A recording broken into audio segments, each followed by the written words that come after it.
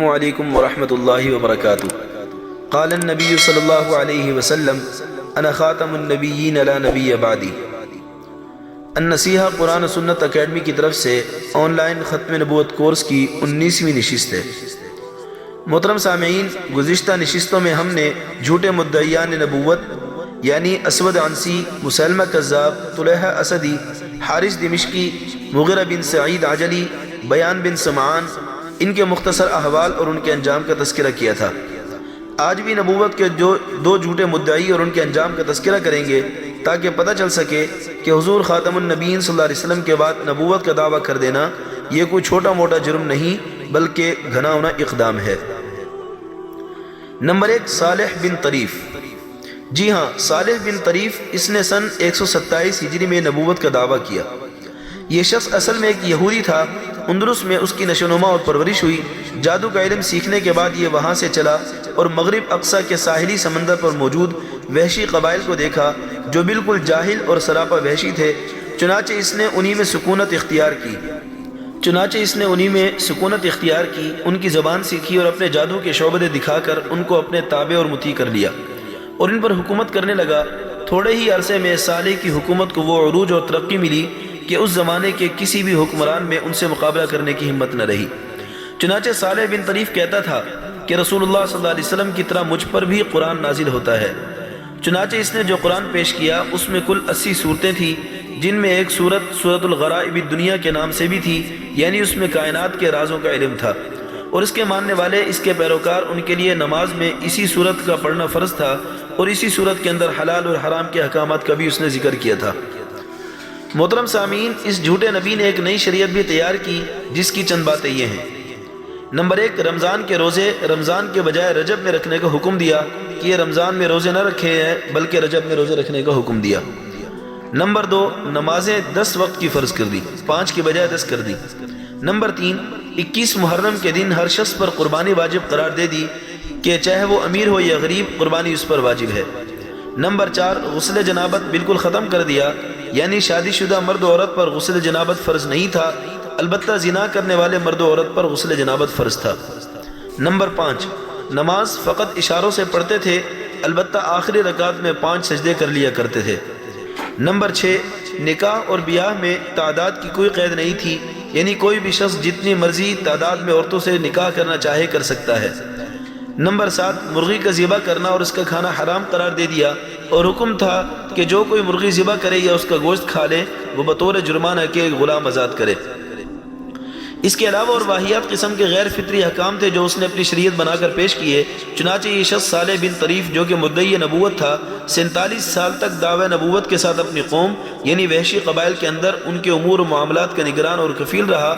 آخر 47 سال کے بعد تبتل یعنی دنیا سے کنارہ کشی اور خلوت گزینی کا شوق پیدا ہوا، اور گویا اللہ تعالیٰ کی طرف کامل رجوع کرنے کی غرض سے اس شخص نے اپنی حکومت اور تخت کو الوداع کہا، خیر بات کہا، اور مشرق کی طرف کہیں جا کر روپوش اور خلوت گزین ہو گیا۔ اس کے بعد اس شخص کا کہیں پتہ نہ چل سکا، مگر وہ جاتے جاتے اپنے بیٹے الیاس یہ وصیت کر گیا کہ میرے دین پر قائم رہنا۔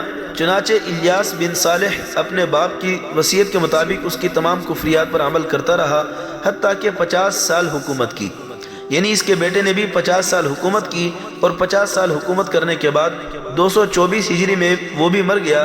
اب اس کے بعد الیاس کا بیٹا اور صالح کا پوتا تخت نشین ہوا جس کا نام یونس تھا، اور اس نے اپنے جبر اور قہر سے عوام کو اپنے باپ دادا کی کفریات کا پابند بنا دیا اور ایسی ظالمانہ حکومت کی، اور اس کا ظلم یہاں تک بڑھا کہ اس نے تقریباً 380 قصبات اور دیہات کو آگ سے جلا کر راکھ کا ڈھیر بنا دیا، صرف اس بات پر کہ یہ لوگ اس کے باپ دادا کے مسلک پر نہیں چلتے تھے۔